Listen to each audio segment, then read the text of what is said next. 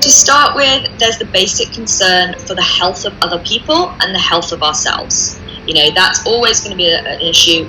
It really makes us question our mortality. We realize that we're vulnerable as humans, we're delicate beings. So that is definitely one source of worry. And if you've got a family member or a friend who's sick and you can't go and see them, that becomes an additional source, because you want to do something and there's nothing you can do. And again, we want to control, we want to be able to manage things, and we can't. Equally, we have fears about what's coming next in financial future. So people are worried about their jobs, they're worried about whether they're going to be able to pay their mortgages, whether they're going to have a big change in their lifestyle. They're worried about their family members in terms of their children's education. So that becomes another worry. And then if people are in isolation, on their own, living on their own, these thoughts and these worries start to get augmented, because what happens is we don't have anyone to share them with, and really they kind of turns into a spiral where they become more and more exaggerated, and we really catastrophize about the outcome.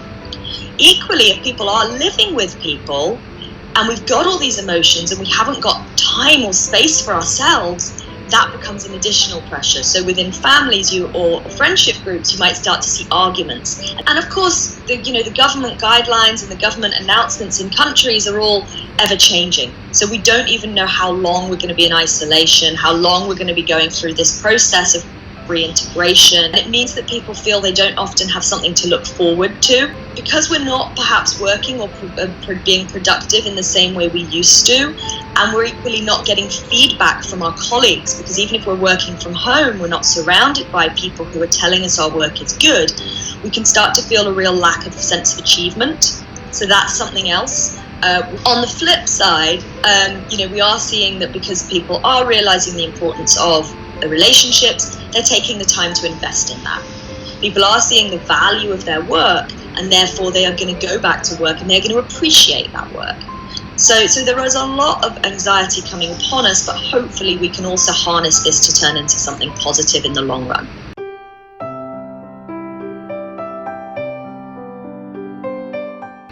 So the tips to really help them, I think, for those who are not infected and are still healthy, really comes back to the things I've been teaching in organizations. Have a routine. Even if you're not working, it's very important that we have a goal each day, and we have a goal not only for ourselves, but we have a goal to connect with someone else. And at the end of the day, we should really celebrate that goal. And around that, trying to build a routine. And this goes for people who have been put on furlough or job retention schemes where they're perhaps not working.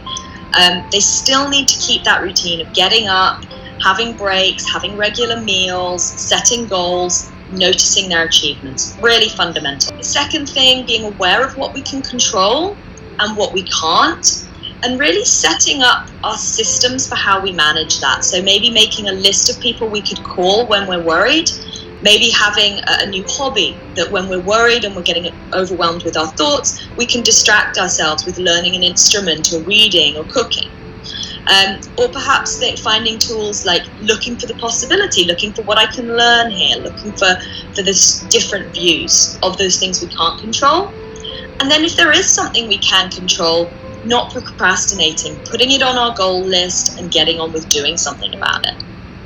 And then that third piece again, this self-compassion, can't reiterate it enough. There's a lot of research by Kristen Neff on the impact and the importance of having compassion, because we're often very compassionate of other people. That's so, I feel so sorry for you, I understand this is hard, but when it comes to ourselves, we don't offer that. And it's really important at the time that we give ourselves that.